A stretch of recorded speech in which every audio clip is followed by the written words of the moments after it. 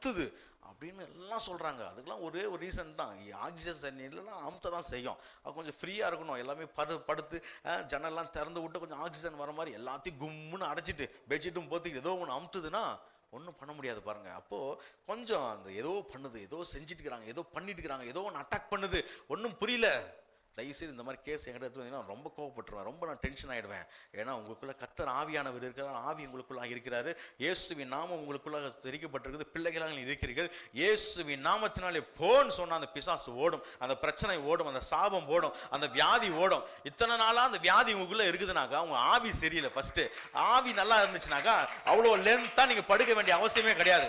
என்ன மரணம் இது, என்ன வியாதி இருந்து என்னை மீறி ஆண்டவர் என் மரணத்தை எடுக்கவே முடியாது, மரணத்தை ஜெயித்தவர் எனக்குள்ளாக இருக்கிறாரு. அப்படிப்பட்ட ஆண்டவர் நான் வணங்கிட்டு இருக்கிறேன். இந்த வியாதி எம்மாத்திரம் இயேசு கிறிஸ்துவின் நாமத்தினாலே வியாதியை போ, கடனை போ, தொல்லைகளை